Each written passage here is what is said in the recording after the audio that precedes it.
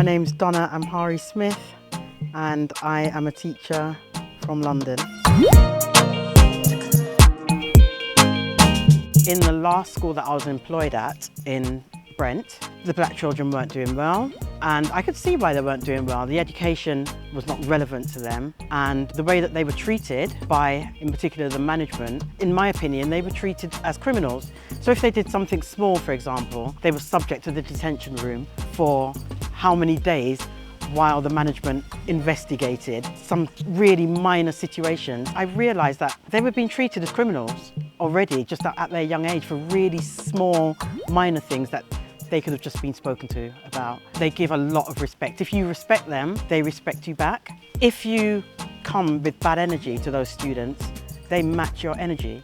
There was a particular student called Aaron, the most brilliant student. He used to be in trouble a lot of the time. Not for anything big, but the punishment was harsh. And he used to just say things to me, and everything that he used to say to me, I used to write it on the board and call them Aaronisms. He used to say things like, "Miss, they say that we're more than statistics, but why are they judging us just by the numbers?" And it was just things like that, things that Aaron used to say and other students used to say, that just made me just think that I'm part of the problem. So I'm either part of the problem or part of the solution, and I didn't want to be part of the problem anymore. And so I left. I had a plan of what I wanted to do and where I wanted to be and how I wanted to feel, but I didn't have the steps to get there. But I just said, I'm going to leave because I can't afford to lose my mind, and I don't want to be part of the problem, and I don't want to represent the problem to these children anymore.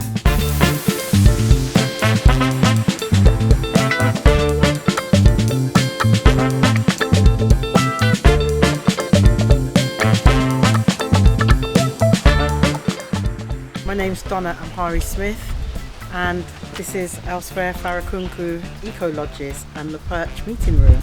Come in!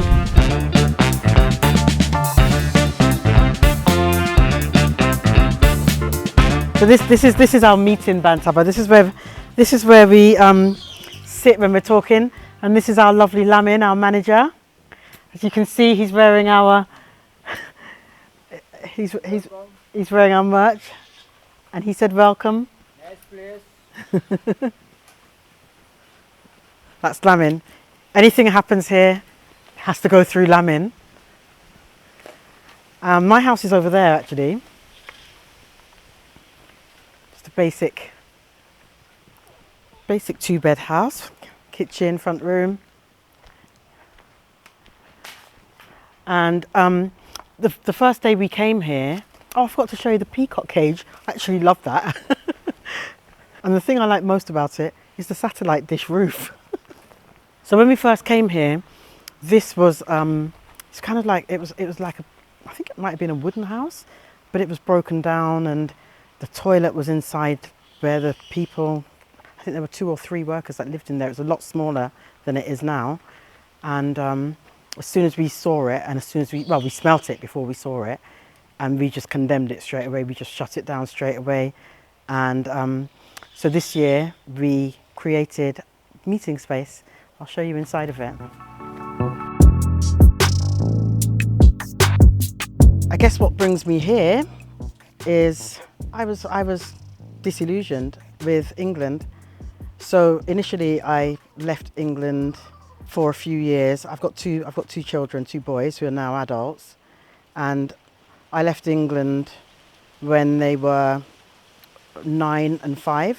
And the reason why I left England, London in particular, is just because I found it difficult to raise black boys safely in England, and I was worried about their future, I was worried about their education. So we moved abroad for a few years, and when I came back, when it was time for secondary school for my youngest son, I came back. My eldest son went to secondary school in Jamaica. When it was time for my youngest son to go to secondary school, we came back to England, and I continued my teaching career. But it was very much the same as when I'd left. It was difficult, and I'm not afraid of hard work, but it was difficult in that the expectations were difficult. They were impossible expectations, and there was just no joy in schools. And I found the same thing when I came back. I had heard of a few friends who had moved abroad. I'd heard of Ghana and the year of return, and I considered moving to Ghana. I heard of Gambia. I'd heard that it was very much like Jamaica, and always my plan had been to move back to Jamaica. But for whatever reason, I decided that Jamaica probably wasn't the right place for me to move back to. So because Ghana had become quite expensive, I chose Gambia, and I came here for 10 days with my sister. And while we were in the hotel, I just said, we saw a newspaper. I said, oh, let's have a look and see what properties are like and how much they are. And where I am now is the property that we first saw. We phoned up, we saw it the first day, and I fell in love with it the first day. And the rest is here right now.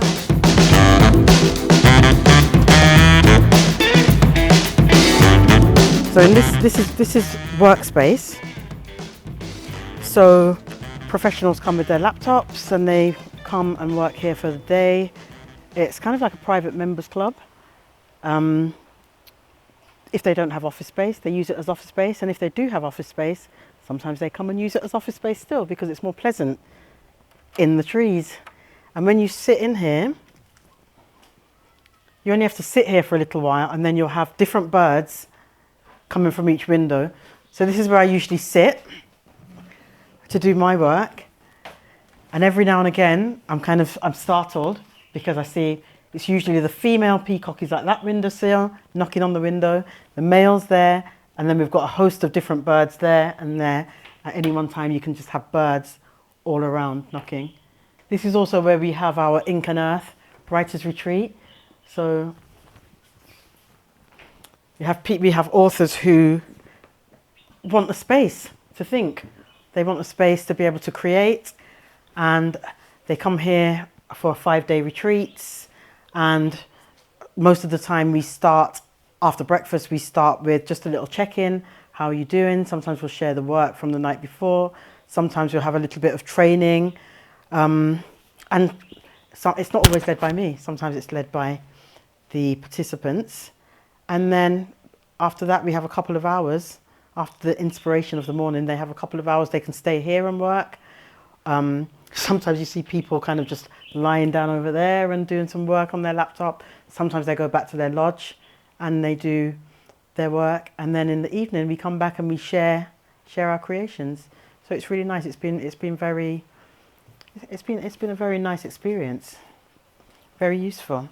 And also when people come here as office space, if they leave here and they're going out somewhere in the night and have been here all night, what's nice about it is that we have the toilet and shower room in here, so they can just have a shower before they go home.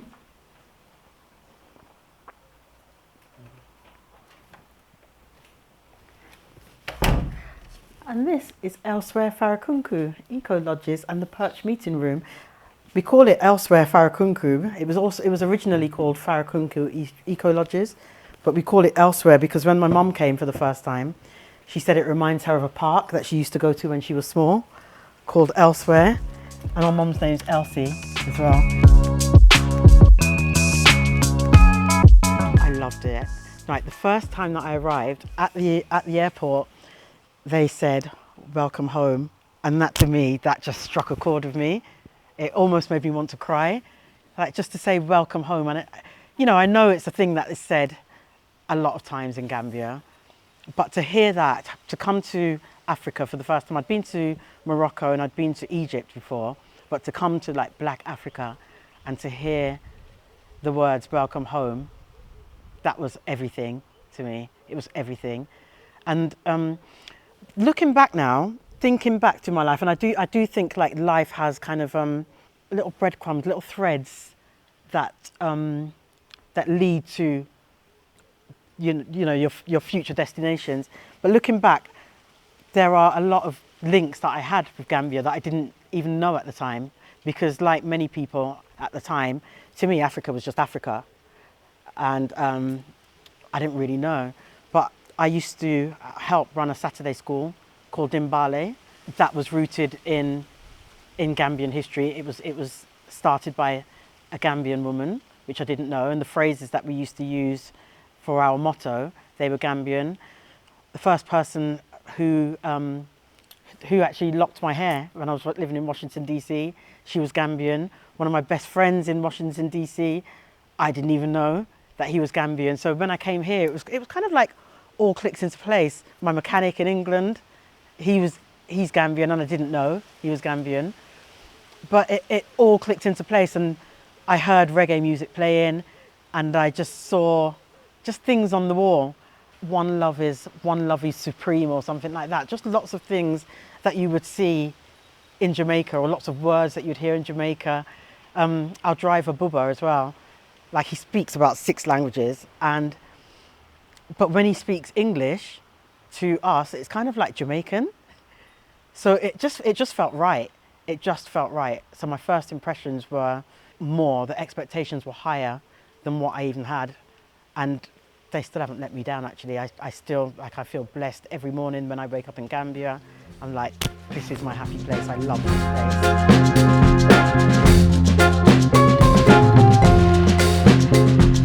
Nighttime as well, because there are lights around some of these little areas.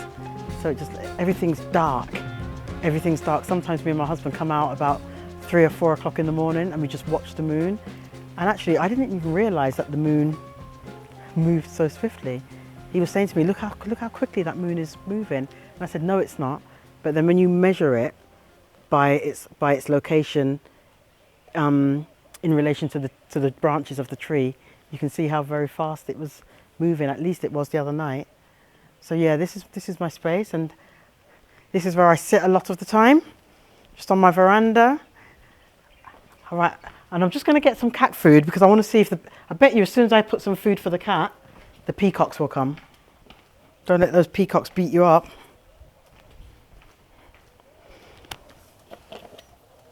As soon as they hear it, they usually run. Are they coming? Usually, I leave it there and I sit down. Sit right here, and they usually come and beat the cat for its food. But maybe because Lamin's there. Yeah, this is where I sit for hours. I usually have my music here, and I think, and I create, and I thank God, and that's it. I watch my cat. My cat's usually under here, on his cushions, and that's me. This is my happy place.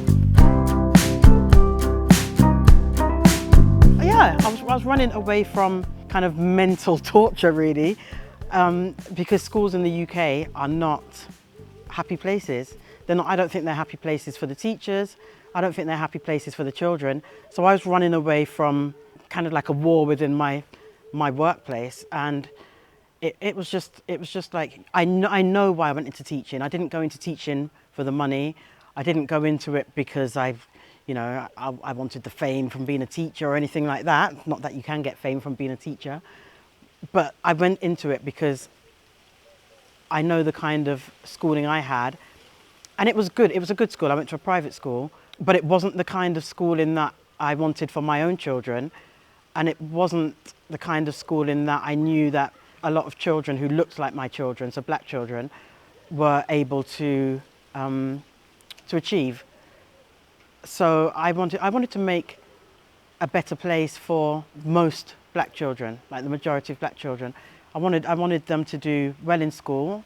So my brothers and sisters, they didn't go to private school, and they're doing well. Don't get me wrong, they're doing well, but they had it difficult in that at the time when they were growing up, teachers didn't really put them in for the exams that they were capable of achieving. They put them in for lower grade exams and kind of sport and music, those kind of stereotypical things that people think black children are really good at. So my mum and dad said, no, it's not going to happen to the youngest one. We're going to pay for her education, and she's going to have a choice. And I have had really good choices. And like I said, my career was really, my career has flourished all the time, but it was just the toxic environment of schools in the UK. That's what I was running away from, and I wanted peace. By then it was kind of deranging me, And I wanted to find peace. I just knew that was not the answer. That was not education. And I didn't want to be subjecting the students that I really loved and I knew deserved better. I didn't want to be subjecting them to it. But as a teacher in the UK, it's almost like you have to subject them to it because you're measured by, you know, you're subject to these measures that are, they're kind of arbitrary to any kind of education anyway. And you, in turn, you subject the students to it. And I didn't really want to do that anymore. I stopped wanting to do that. And in the end, it was playing on me. And I just said, oh, well, I can't afford to lose my mind over this. So I just said, you know what? I want to retire. I want to retire in a place where I can have peace. I wasn't looking for riches. Like I said before, I wasn't looking for fame. I wasn't looking for anything but peace. Here at Webnation family, for years we've been sharing stories of diasporans who have relocated from the diaspora and currently living here on the continent of Africa. You guys have been enjoying the episode, saying in the comment section that you want this to be you one day. Why don't we just bring that time to now? We are inviting you to come on a trip with us to South Africa, November 2026. This is going to be an 11-day experience of revisiting cities like Cape Town, Johannesburg. We're having experiences like going to the wine lands and actually experiencing South Africa, the people, the food. This is not just a vacation. This is a very well detailed experience that gives you the proper insight on people interested in relocating. The beautiful part about this is we've made it easy for you to come on this trip with us. By you just making the deposit, you get to pay the rest in installment and get yourself on a trip with us to South Africa. Scan the QR code, secure a spot, and see you in South Africa. Now guys, let's get back into the video. I would say that the cost of living for me in the UK was easier because I was on a really good wage. It's not a huge house. It's a basic house. It's nice, but it's not, you know, it's not a palace. I own a car. It's a nice car. It's a car that I've wanted since I was 12, and I managed to get it before I was 50, and I've had 3 of them. I guess I think the money in the UK, I feel like I could buy more in the UK. I could have more stuff in the UK. I've got lots of stuff in the UK. Like within my household, I've got my husband, myself, and my 2 sons. And one of my sons is married, so my daughter-in-law. And we've all got a car, right? We can go on holiday when we want. We can buy what we want. I've got like too many clothes, too many shoes, just too many things. I've just got stuff in UK, so it's easy to get stuff in the UK for me. In comparison to Gambia, Gambia is, for me, money doesn't last in Gambia at all, even though the exchange rate is seemingly quite good. Money doesn't last in Gambia. So maybe I can get a tapalapa bread for 12 dalasi, which is a lot less than in the UK. But number one, I find the prices aren't consistent. Number two, I guess because of my setup here, every minute I need to be paying out. So for the eco lodges, we've got staff here, so I need to be paying for the staff. I need to be paying the upkeep of the place. We have guests, but I really don't promote it like that. I haven't started promoting it like that. I guess I will eventually when I'm here full time. But money here doesn't last. But in terms of property prices, then the property prices, yes, Gambia is much more affordable. My house in the UK is a really basic house in St Albans. 3 beds, garden, you know, basic house. And but it's worth probably 4 times as much as this property here. So in terms of the property value here is much less. But then you know, you have to factor in things like how the sun and the rainy season deals with the property. So, you know, kind of having to change the roofs and upkeep everything, you know, even down to the shells on the ground. In the rainy season, they kind of get washed away, so we have to replenish them. Things rust very easily. There's a lot of expenditure here. The water towers, because we live by the coast, they become rusty. And some of the things I didn't see when I was purchasing the property, and as soon as we purchased it, my husband was kind of walking around and sort of saying, that needs changing, that needs changing, that needs changing. And so I guess the upkeep is a lot more expensive, and because of the staff as well. I led a department at school. So I'm a specialist for special educational needs. And in the last school that I was employed at in Brent, the black children weren't doing well. And I could see why they weren't doing well. The education was not relevant to them. And the way that they were treated by the staff, in particular the management, they were treated as, in my opinion, they were treated as criminals. So if they did something small, for example, they were subject to, we called it, I can't remember what it was called, but it was kind of like the detention room. They were subject to the detention room for how many days while the management investigated some really minor situations.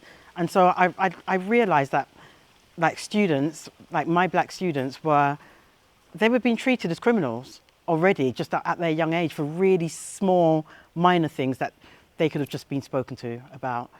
And I love the children in Brent. I love black students because they give a lot of respect. If you respect them, they respect you back. Unlike some of the places where I've worked before, outside of London, you know, usually in those places you say good morning to the students, and those students kind of look you up and down like, why are you saying good morning? But in London and with the black students, they're amazing, because you say good morning and they're like, good morning, Miss Donna, how are you? And you know, they have a conversation. But similarly, and I think this is the stereotype that these children are subjected to. If you come with bad energy to those students, they match your energy.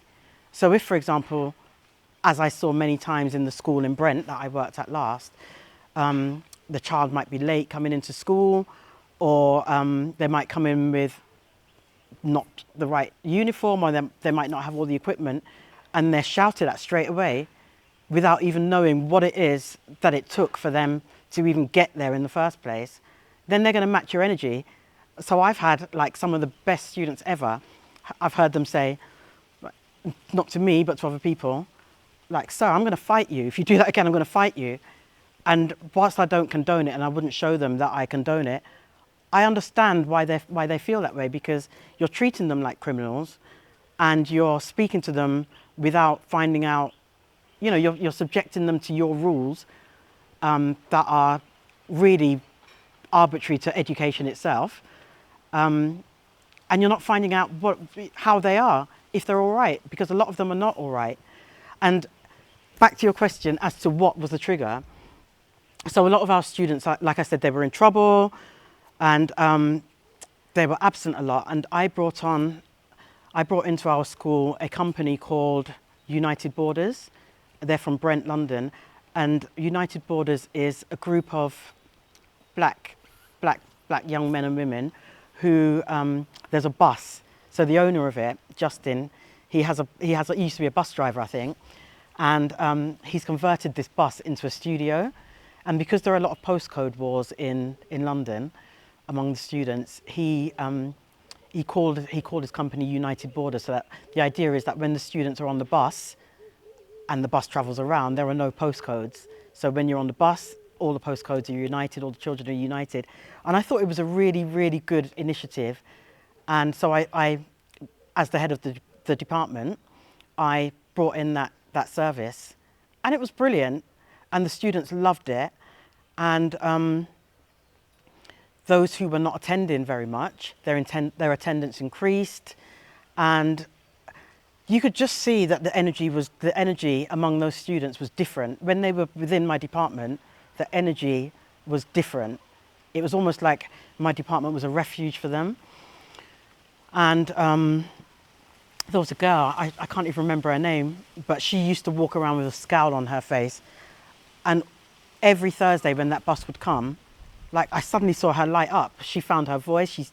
She realised that she could rap, and I think I called her Dimples in the end, or Cheeks, because like I didn't realise that she had those dimples and those cheeks until I started bringing her in. So every Thursday you'd kind of see her smiling, and you'd see her dimples come in, and you'd see her cheeks kind of puff up with her smile. So a new manager came, because I don't know if you know much about academies. I'm sorry, this is the long story, but it's important. I don't know if you know much about academies, but academies have a huge senior management team. Whereas before, schools were just like the head teacher, the deputy head teacher, the Senko, as the senior managers.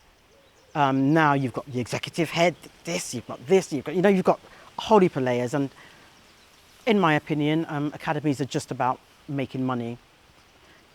That's my opinion. Academies are about making money. And so somebody was brought in to be my manager. I already had a manager, but there was another layer brought in. So another manager came in, and she asked me to explain what the United Borders intervention was about.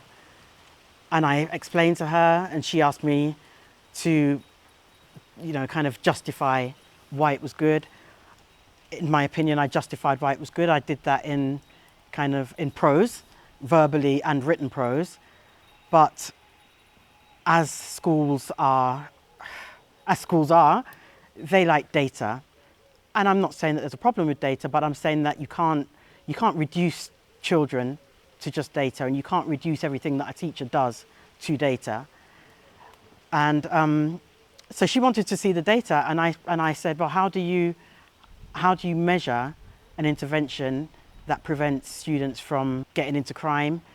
So she took her decision to stop the intervention. She wouldn't let me pay for it anymore, and I just felt like that was an intervention where it was people from the same community. The people who run United Borders are from London. They're black, they're young, they look like the students that they serve, and they connect really well with the students that they serve. And I felt that was it. It wasn't really about not having numbers to prove it. I don't make up numbers. If I wanted to make up numbers, I could probably make up numbers, but it would have taken away from my real job. So I didn't want to make up numbers. I gave her the prose in writing, I gave her the prose verbally, the explanation as to the benefit of this. And when she took it away, the attendance went down, the scores went down, and the behaviour went down. So of course, there were more students, even more students now in the detention room. And that was the trigger. I just said, no, I'm really not going to do this. I'm really not going to do this. And there was a particular student, called Aaron, and he used to come to my office, most brilliant student. He used to be in trouble a lot of the time. Not for anything big, but the punishment was harsh. And he used to just say things to me, and everything that he used to say to me, I used to write it on the board and call them Aaronisms. And he'd come in and he'd say things like, and he used to speak really quietly. He used to say things like, "Miss, they say that we're more than statistics, but why are they judging us just by the numbers?" And it was just things like that, things that Aaron used to say and other students used to say, that just made me just think, look, I'm part of the problem. So I'm either part of the problem or part of the solution, and I didn't want to be part of the problem anymore. And so I left without a job and without a definite plan. In my head, I had a plan of what I wanted to do and where I wanted to be and how I wanted to feel, but I didn't have the steps to get there. But I just said, I'm going to leave because I can't afford to lose my mind, and I don't want to be part of the problem, and I don't want to represent the problem to these children anymore. I think it solidified my outlook on life, because I think my outlook on life was changing before I got here. It was leading up to me kind of packing everything in and saying I'm going. Because, growing up, like I've never been poor, right? So my dad was an accountant, my mum was a nurse. I've never been poor, but I've always kind of wanted to be rich. I've always kind of seen things, sort of thinking, why don't I live in that mansion? You know, our house was all right, but why don't I live in that mansion? Why can't I get that? You know, and I changed over the years. And I'm really glad to say that I changed over the years. I wasn't seeking money anymore. I'm not seeking riches anymore. I'm just seeking peace of mind and happiness. This eco lodge is never going to make me rich. I'm not trying to get rich anymore. I don't even respect rich anymore, because to me, rich is not about money anymore. It's solidified my view that riches are kind of within your heart, within your soul, within your lifestyle, within your happiness, within the people you communicate with, within the good that you do in the world. And so I'm rich. The peaceful people, the politeness of the people. So aside from the nature, which I love, this is an eco lodge. It's a bird watching eco lodge. So I love the birds, I love nature, I love the heat, I love the fruit, all of that I love.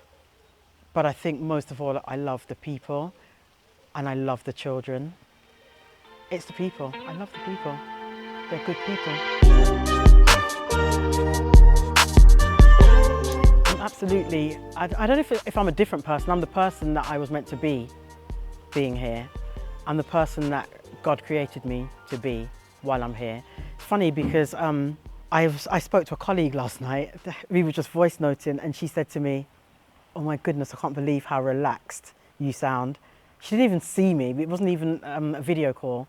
She just heard me and she was like, "I can't believe how relaxed you sound." She said, "You sound like a completely different person here." Yeah, so the emotional growth, I mean, I want to grow. I'm always going to grow emotionally. I want to grow emotionally all the time. I'm never going to stop growing emotionally. I have the time while I'm here. I have the space while I'm here to grow emotionally. And right now, I'm the person that I was meant to be at this point, but I still have more growth and I'm looking forward to it and I'm welcoming it. And everybody that I meet in Gambia, they're adding to that emotional growth. So yeah, the opportunities for well-being and emotional growth, they are huge here. They're never ending. Yeah, I feel welcome. I've never really felt unwelcome anywhere, to be honest. But how I build my community here is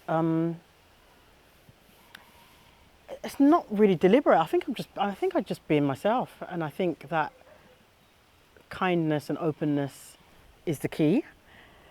I guess in practical terms, it's through my craft, through what I do, through my career, through my position as a teacher, as an educational consultant. And when you're a teacher, like your community is wherever the school is. That's the community that you are closest to, I guess. And also the staff here. That's how I build my community, by working with local schools, working with individual students, and just being polite. I guess it's different because in London, although I enjoy London, but I most of the time if I'm in Hackney, if I'm in Harlesden, I kind of put on my "don't mess with me" face, because I don't want no one to step to me, and I don't want no foolishness in London. I don't want no one to step to me, no one to come with no foolishness, no one to come with no aggression. So it's kind of like you put on that face. But here, it's like my face is relaxed, and if you want to come to me, I know that you're coming in peace, kind of thing. So it's about losing that defensive energy and reciprocating the energy that I'm presented with while I'm here. So my parents are getting on. My mum is about 84, I think. Yeah, I think my mum's 84, my dad's 91.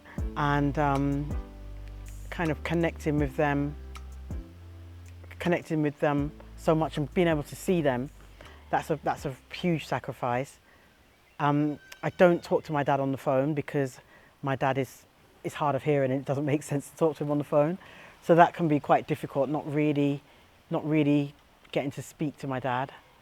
Although I hear how he's doing from my mum and I speak to my mum quite often, but not seeing them. Like I hang out with my mum quite a lot. That's a huge sacrifice. I guess my sons, one of them still lives at home with me, and getting to connect with him daily, that's quite a sacrifice because he doesn't really do telephones or distance kind of communication that well. He's been trying, he's been doing it well, but that's a bit of a sacrifice. And he's, you know, they've all been out, all my family have been out, so it's nice. So it's not a huge sacrifice because they come as well, but I guess the biggest one is because my parents are elderly, and I'm missing those days with them when I'm here. That bird song, every morning, that brings me peace. The rush of the wind through the trees, that brings me peace. Even the pots that you can hear the chef kind of moving about right now, that brings me peace. In the night time when I hear the staff talking to each other, that brings me peace. I remember when I was young, one of the things that I always loved is to be in my room and hear my mum and dad talking downstairs in the kitchen. I just love it. And it makes me feel like it here as well. When I'm here, although it's not always my mum and dad, although they do come, they were here last week, but I love to hear people around me just communicating. That brings me peace. Just being able to sit and be still. And I've had to teach myself to sit and be still. I've had to teach myself because as a teacher in the UK, years ago, when I was a primary school teacher, because I was originally a primary school teacher and I became a secondary school teacher and I work in colleges as well now. But years ago, this must have been in the early 2000s, this initiative came in from the government where it was children are not allowed to have any time where they're not doing anything, where they're not engaged in learning. And so, you know, with primary school children, you usually bring them in, they sit on the carpet, you take the register, they wait to hear their name. All of a sudden that was kind of outlawed and you had to give them work to do while they were doing the register. And I remember saying to them, like, you're just breeding children who are not going to be able to focus, who are not going to be able to be still. And I'm not saying that I am, I'm not saying that I'm clairvoyant or that it really has anything to do with what I'm saying. But if you look at the growth of students who are diagnosed with ADHD, I kind of rest my case. I'm not saying that ADHD is born from, you know, what we did, but it's kind of that, you know, it's kind of like you don't have children who know how to be still. You don't have people who know how to be still. If you go on the tube now, everyone's doing something. It's like it's on their phone. No one's reading a book. Yeah, they might be reading on their phone, but even on your phone, you know, it's kind of like there's a million windows open. What brings me peace is not that fly, but what brings me peace is just being able to be still and just reflect. And while I'm here, like I'm a bit of a creative. I'm quite right-brained, and so I don't do boxes very well. I don't do form filling or tick boxes very well, and that's the kind of teacher I am as well. I kind of let my kids kind of create and give them the space. But it's more difficult for me to create in England. When I'm trying to create in England, it's in the night. And it's annoying for my husband because I'm like getting up and I'm on my phone trying to note down something or trying to find a pen to write down something. And I can't sleep because I don't want to wake him up. I don't want to turn the light on and I'm worried that I'm going to lose these ideas that are in my head. But while I'm here, in my waking hours, I can create. Like I've created so much kind of ideas while I'm here. I mean, there are places in the UK that I do. I work in Guernsey as well, and while I'm there, I'm away from home. I live a really humble life in Guernsey, and I love that too. Like, I have a little bed sit, and I'm just working. I walk to work, and I come back from work, and the day seems so long in Guernsey, because unlike the schools in London, you get to work 10, 15 minutes before the students, and you leave school 10 or 15 minutes before, after students have left. Whereas in England, like, you get to work at 7:30, and you leave school at 6:30. So there's no time to create, and you're driving other than that. And when I'm driving, I'm listening to music, and yeah, I'm just trying to decompress so that by the time I get home, I'm not a monster to my family.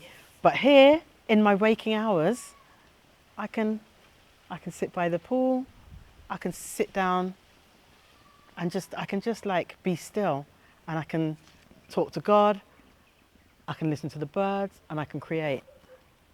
And I can take in the beauty, and my dialogue with God every day is thankful. You know, it's just being thankful every day. I feel more free because finance I can't say it's nothing, it's something, because if you have people working with you, you pay them, and we pay our staff really well. So I know that a lot of places in the Gambia, they only pay their staff during the holiday season. So from, I think it's October to the end of April, they only pay them then, and then they don't pay them for the rest of the time, or they pay them like silly change for the rest of the time. And I know that was the case with the previous people here, because we still have some of the staff. So our staff's wages have gone up probably by 50% to what it was before we came here, and we pay them consistently for the whole year, because I think it's the right thing to do. And I came here to do good, not to rape the country of its riches, as previous people have done. I've come to add value, not to take away. Financially, I guess in terms of the exchange rate, I might pay less here to what I pay in England, because I've still got a mortgage in England. I probably pay less here every month. Yes, I pay less here every month than what I pay in England, but it feels like more, because nothing stays, like I said, nothing stays in my hands here, nothing stays in my pockets, nothing stays in my wallets here. But I still feel more financially free, because if I'm hungry, I'll go and buy a tapalapa for 12 Dalasi. I'm not proud. I buy eggs, and I don't really eat that much here, because I don't need to comfort eat here, because I have my comfort here. Whereas in England, I comfort eat. I'm a lot fatter in England than I am when I'm here, but here I don't. So financially, although I have less money in my hand, less money in my bank accounts in Gambia, I feel more financially free here. Spending money here is that it doesn't last. It does not matter how many thousands of Dalasi I take out of the bank. And actually I find that funny in Gambia, because the increments of their notes, the highest note is 200 Dalasi.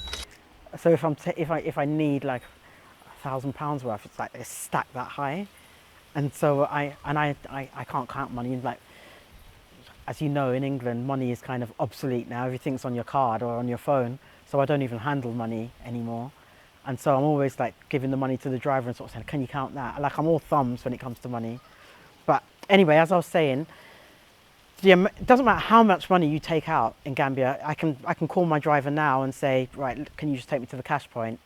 I can guarantee by the time I've been to Senegambia and come back, I've got no money in my pocket. You can look in my purse now. I've got no cash in my wallet right now. Money does not last in Gambia. It doesn't last. No, how I earn my money hasn't changed. Like I said, this is never going to make me rich, and I'm not trying to be rich in terms of money. I'm a grafter, so how I sustain myself here, and how my husband sustains himself, because this is a partnership. We graft, we work. I still work. I work in London as an education consultant. So I've stopped being employed by people, but I work as a consultant, and it's a graft. Sometimes I work. I wake up, especially now in the winter, in England. I wake up in the dark, and I don't get home until it's dark. I work hard. And I use that money. I've got a good accountant who helps me. Obviously, I've got my husband as well, who we're in it together, so we combine our earnings. But it's a graft. So everything, and this is what I was explaining to the staff here yesterday. Like, I don't have a lot of money put down. I mean, how I got this is another story that maybe we could talk about later if you want to. But I don't have a pot of money put down anywhere. So everything that we do, the meeting room that we've just built, I graft for it. I go home to England and I graft for it, and then I come back, and that's it. I'm a grafter.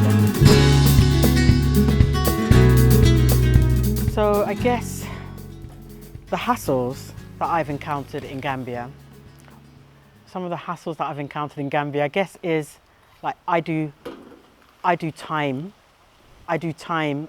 according to the clock, according to the agreement, and I find that a little bit difficult. I find that a little bit of a hassle. So if I say 9 o'clock, I mean 9 o'clock. I've done some training with some schools in the past, and we've agreed for them to come at 9 o'clock, and sometimes they haven't been here like 2, 3, 4 hours, and to me that's a hassle. It's a problem for me, because and this might be the English in me.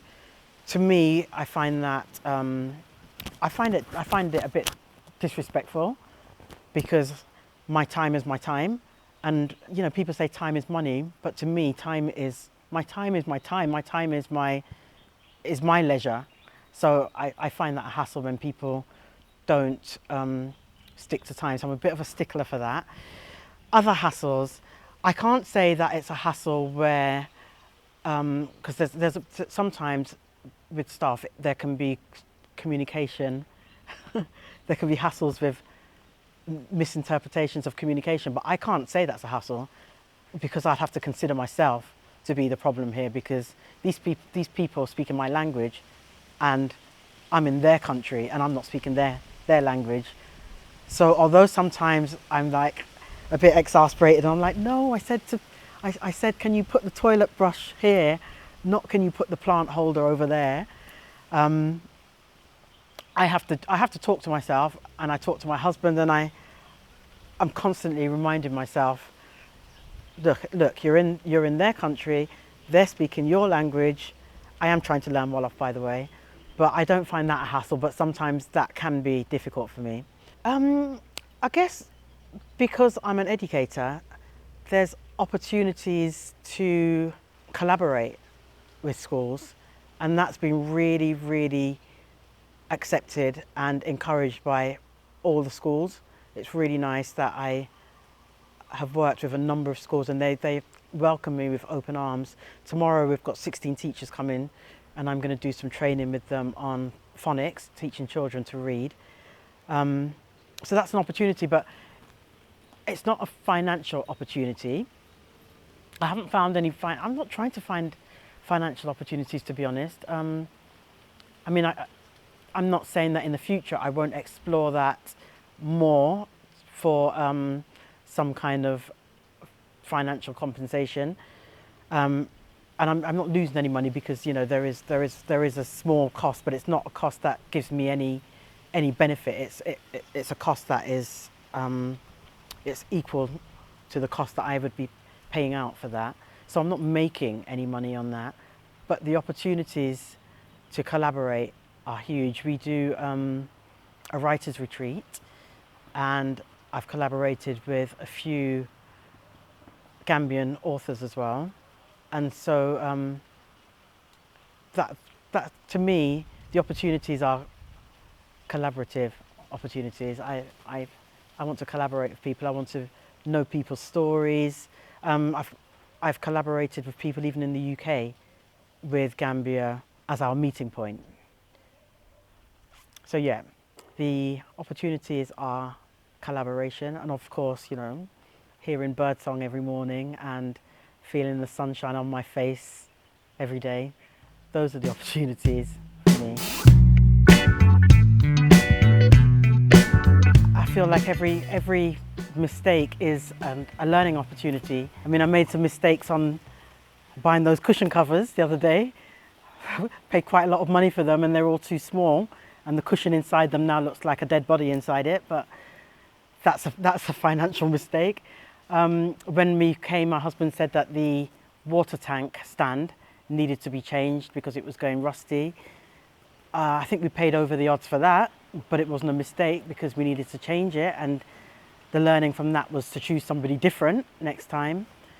Yeah, I don't really feel like there are any, I don't feel like I've made any financial mistakes, and I think if I've lost money, I've learnt more.